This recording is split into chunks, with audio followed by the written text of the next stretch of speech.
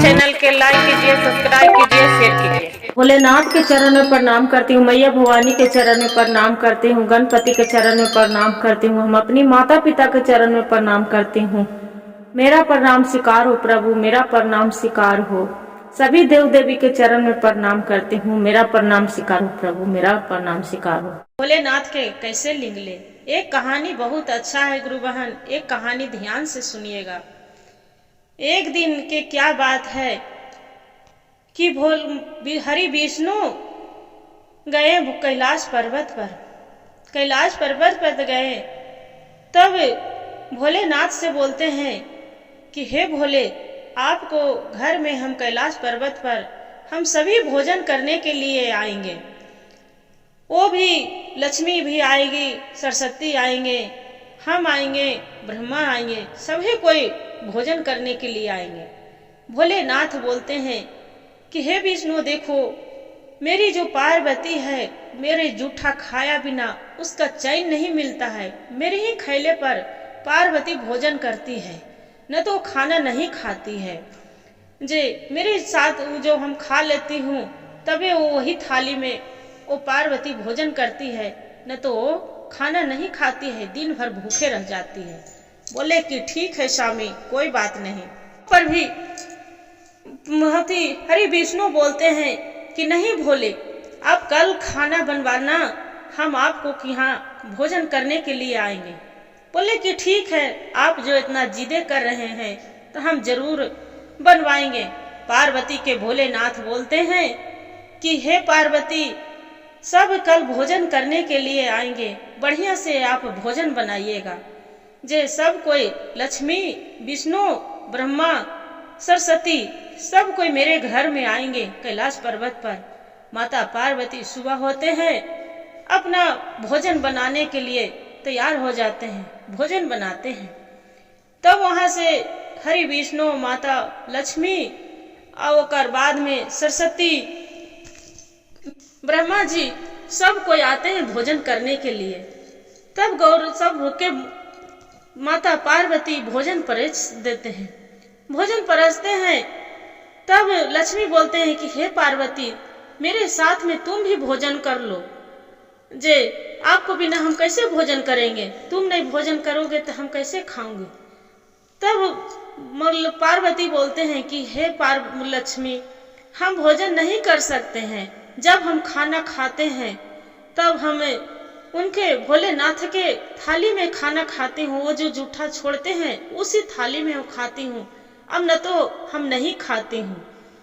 बोले कि ठीक है, तो क्या हुआ, तो ठीक है, वो नहीं तुम खाओगे तो भोलेनाथ मेरे साथ में सबके साथ में भोजन करेंगे। बोले कि ठीक है। भोलेनाथ सबको साथ में भोजन करने लगते हैं। जब भोजन करने लगते हैं तो देखिए हरि विष्णु के क्या उनको चक्रवृत्ति रचा रहता है। भोलेनाथ की इतना भूख लगा रहता है, इतना भूख लगा रहता है कि थाली में एक निराला नहीं छोड़ते हैं, पूरा थाली पोंछ के खा जाते हैं। जब थाली पोंछ के खा जाते हैं, भोजन कर लिए और सब कोई लक्ष्मी, विष्णु और सरस्वती और ब्रह्मा जी सब कोई चली जाते हैं।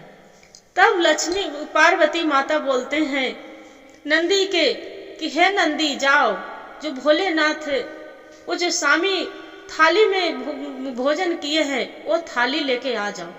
नंदी जाते हैं, थाली उठा के लाते हैं तो देख रहे हैं कि एक थाली में निराला नहीं है, एक दाना भी नहीं है। तब बोलते हैं लक्ष्मी पार्वती कि ये तो थाली में नहीं है, ये भोलेनाथ के थाली नहीं है, कोई और खाए होंगे, विष्णु खाए होंगे, वो थाली होंगे। फिर जाके नंदी दौड़े दौड़े जाते हैं, फिर देखते हैं कि थाली में एक को निराला दाना नहीं है। तब बोलते हैं नहीं माता, ये थाली हमारे भोले बाबा खाए हैं, वही थाली है। बोलते हैं नहीं, तुम झूठ बोलते हो, तो फिर से जाके देखो। तो फिर नंदी बाबा जाते हैं, थाली देखते हैं तो एक थाली में कोई में दाना नहीं रहता है, नहीं रहता है। फिर आके बोलते हैं नहीं माता, ये भोले ही नाथ खाए हैं, मेरा कोई चूक नहीं हुआ है, वही थाली है। तब भोलेनाथ क्या करते हैं कि अपना ध्यान में लग जाते हैं। कहते हैं हे पार्वती अब हम ध्यान में करेंगे, तो हमरा बहुत लेट हो रहा है, हम ध्यान नहीं किए हैं। ध्यान में लग जाते हैं। तब पार्वती बोलते हैं कि हे स्वामी आप तो सब खा गए हैं, एक भी निराला नहीं छोड़े हैं। आप तो जानते हैं कि आपको बिना जूठा खाया बिना मेरा पेट नहीं भरता है। आप कैसे सब खा गए, हम क्या खाएंगे। ठीक है, इतना भूख के मारे, बाकी भोलेनाथ तो ध्यान में लगे रहते हैं। भूख के मारे पूरा पार्वती के बदन से पूरा धुआं उठ रहा है, जल रहा है दे। फिर बोलते हैं कि हे स्वामी कुछ तो बोलिए, मेरा तो भूख के मारे अब लग रहा है कि जान नहीं बचेगा, मेरा जीवन पूरा तड़प रहा है, धुआं हो रहा है, लग रहा है हम किसको खा जाएंगे। इतने करते अब भोलेनाथ के माता पार्वती भूख के मारे तड़प से भोलेनाथ के पार्वती खा जाते हैं। भोलेनाथ के जब पार्वती निगल जाते हैं भोलेनाथ पार्वती तो पेट में भोलेनाथ चली जाते हैं। माता पार्वती के पेट में वो विधवा के रूप में हो गए। पूरा कैलाश पर्वत पर हंकार मच गए कि पार्वती तो अपना पति के लिंगल गए, पार्वती तो अपना पति के लिंगल गए। एक विधवा के रूप में सफेद साड़ी, पूरा हाथ में पूरा चूड़ी नहीं, बिंदी नहीं, सिंदूर नहीं, कुछ भी सुहागन के रूप में नहीं, एक बधू के रूप में हो गए। जो रूप में हो गए सबको यहाँ लक्ष्मी आए, हरि विष्णु आए, सब कोई देवतन आए हैं। तब देखते हैं हरि विष्णु पार्वती, तब सब बोलते हैं कि ये क्या हो गया। लक्ष्मी बोलते हैं कि पार्वती ये तुम क्या कर दी हो, अपना पति के लिंगल गए, इतना तू भूख के मारे तू पति के खा गया, तुम जो खा गए तो दुनिया संसार में क्या होगा, कैसा पत्नी भी रहेगा कि कैसे अपना पति के खा जाएगा, ये क्या रूप में तू ले लिया है। ऐसे करके तब पार्वती बोलते हैं कि हे बहन हम क्या करूं, इतने मेरे भूख के मारे मेरा इतना तड़प रहा था जान कि हमरा लग रहा था कि हम क्या खा जाएं, इसलिए हम भोलेनाथ के लिंगल गए। तब भोलेनाथ तो सब सुन रहे थे। तब बोलते हैं कि जो हम भोलेनाथ नहीं, मेरा पति नहीं, तो हम विधवा जीवन में जी के हम क्या करेंगे, जे हम भी क्या करेंगे ये तो बताओ बहन। तब इतने में विष्णु हरि ध्यान लगाते हैं।